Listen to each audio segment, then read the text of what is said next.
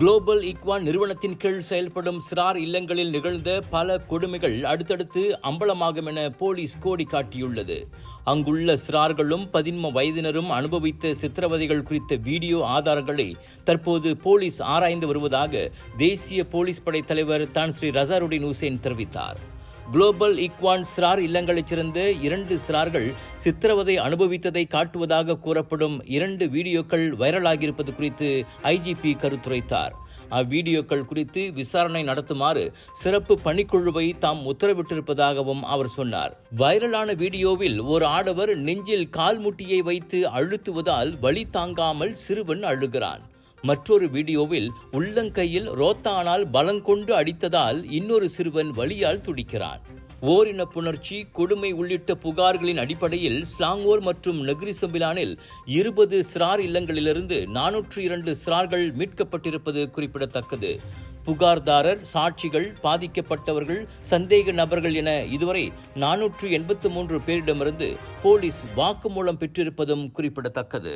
GM Indians பிரம்மாண்டமாக வழங்கும் ஜோர் global mega Deepavali expo valentine டாங்காபி ஜோ பரு ஜோர் 20 29 செப்டம்பர் வருகிறது. அதிரடியான புதிய பூத்கள், புதிய பொருட்கள், தீபாவளி கலக்கட்ட தொடங்குது. அதிரடி சேல்ஸும் வருது. Big sale, big discount. எதிர்க்கட்சி நாடாளுமன்ற உறுப்பினர்களுக்கான நிதி ஒதுக்கீடு குறித்த புரிந்துணர்வு ஒப்பந்த MOU நகல் தொடர்பில் எதிர்க்கட்சித் தலைவர் முன்வைத்த அனைத்து குற்றச்சாட்டுகளையும் அரசாங்கம் மறுத்துள்ளது. அதற்கு ஆதாரமாக அவ்வொப்பந்தத்தின் 2 முன்வரைவுகளை துணை பிரதமர் டத்துஸ்ரீ ஃபடிலா யூசுப் வெளியிட்டுள்ளார். எதிர்க்கட்சித் தலைவர் டத்துஸ்ரீ ஹம்சா ஜைனுடின் முன்வைத்த குற்றச்சாட்டுகள் உண்மைதானா என்பதை பொதுமக்களே தீர்மானித்துக் கொள்ளட்டும் என்றார் அவர். அனைத்து நாடாளுமன்ற உறுப்பினர்களும் பொருளாதார மீட்சியில் கவனம் செலுத்தவும் அமைதியான மற்றும் இணக்கமான சூழலை நிலைநிறுத்தும் நோக்கிலுமே அந்த MOU வரையப்பட்டதாக ஃபடிலா சொன்னார். பரிகாத்தான் நேஷனல் MPக்கள் சொத்து விவரங்களை அறிவிக்க வேண்டும், பொது வாழ்வின் 7 கோட்பாடுகளை கடைபிடிக்க வேண்டும், 3R எனப்படும் இனம், மதம், ஆட்சியாளர்கள் குறித்து நிந்தனைக்குரிய கூற்றுகளை தவிர்க்க வேண்டும் என்பன உள்ளிட்ட விதிகள் துணை பிரதமர் வெளியிட்ட நகல்களில் கூறப்பட்டுள்ளன. அந்த MOUவில் பரிகாத்தான் நேஷனல் MPக்கள் கையெழுத்திட்டால் நடப்பு 15வது நாடாளுமன்றம் கலைக்கப்படும் வரை அது அமலில் இருக்கும். எனினும் நடப்பு நாடாளுமன்ற தவணை முடியும் வரை ஒற்றுமை அரசாங்கத்தை பரிகாத்தான் நேஷனல் MPக்கள் ஆதரிக்க வேண்டும் என்ற நிபந்தனை எதுவும் அதில் குறிப்பிடப்படவில்லை. மலேசிய சட்டத்திட்டங்களுக்கு உட்பட்டு அந்த MOU வரையப்பட்டுள்ளது. அதோடு எந்த அதிகாரப்பூர்வ ரகசிய பிரிவின் கீழும் அது வரவில்லை என ஃபடிலா சொன்னார். அந்த MOU நகல் கூட்டரசு அரசியலமைப்பு சட்டத்திற்கு முரணானது, கலாச்சார, நன்னெறி, மத அம்சங்களுக்கு எதிரானது, அதிகார துஷ்பிரயோகத்திற்கு இட்டுச் செல்லக்கூடியது, சுதந்திரத்தை கட்டுப்படுத்தக்கூடியது என்பதால் அதை நிராகரிப்பதாக ஹம்சா முன்னதாக கூறியிருந்தார். இந்தியாவின் தேசிய விமான சேவை நிறுவனமான ஏர் இந்தியா புதுடில்லிக்கும் கோலாலம்பூருக்குமான புதிய தினசரி இடைவிடா பயணச் சேவையை தொடக்கியுள்ளது.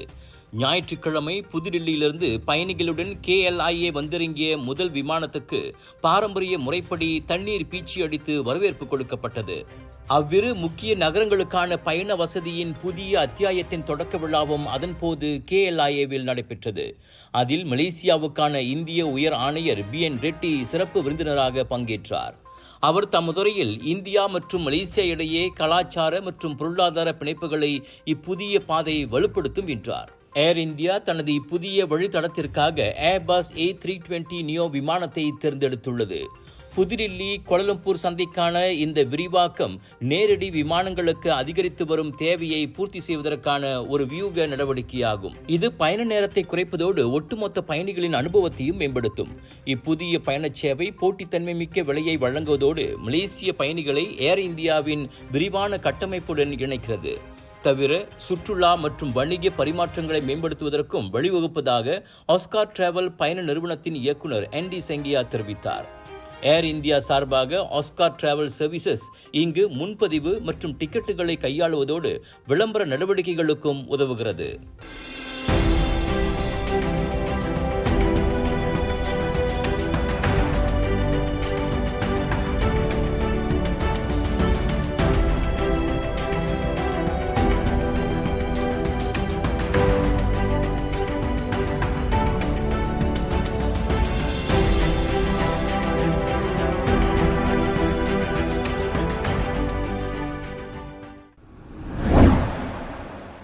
குவாலா பெர்லிஸிலிருந்து கிட்டா லங்காவிக்கு செல்லும் வழியில் புயல் காரணமாக மணத்திட்டில் தரைத்தட்டிய ஃபேரி படகு நேற்றிரவு 10:40 மணிக்கு லங்காவை சென்றடைந்தது.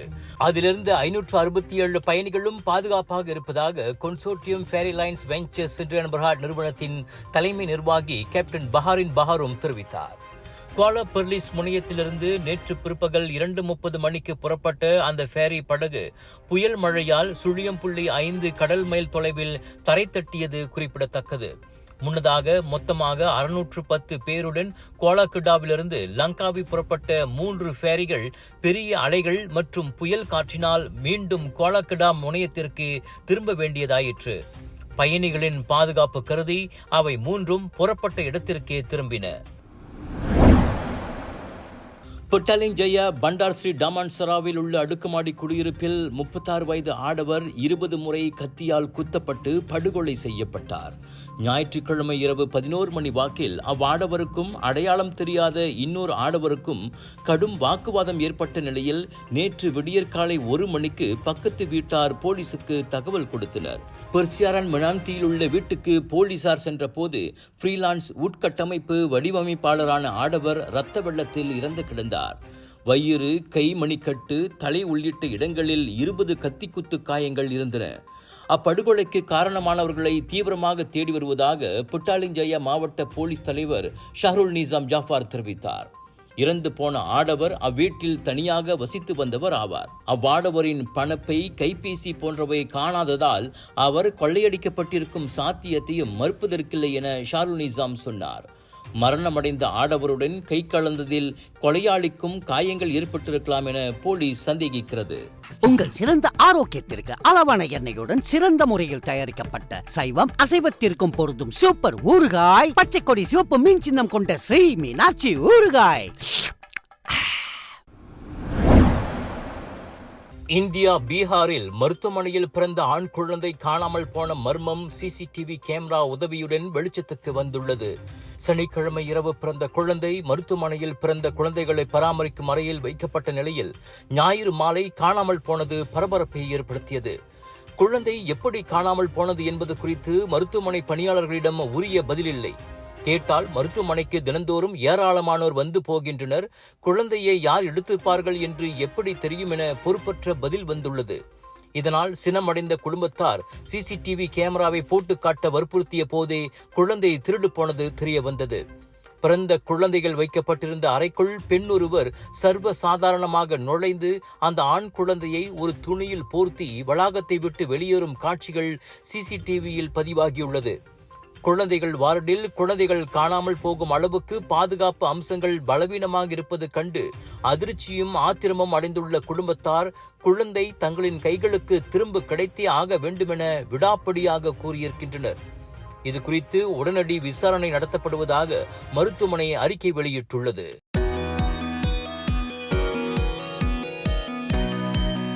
Hi, my name is Shri. I'm working as an account executive at the ATS Logistics. The main nature of the ATS Logistics is more focused to the transportation and logistics. We are operating with the 4 to 5 trucks. The process is very smooth and clear. Because whenever we ask with the banker, the Bank Rakyat banker, they just give the information very straightforward. Request the information, just a simple information only. So that is the SSM, some documentation, and all the supporting documents. So this is the process. It took just 1 to 2 weeks only. They just contact with us, and we get the result of the brief I financing. Whenever you are trying to get a financing, you don't go to any wrong platform, because nowadays the negative people are around of us.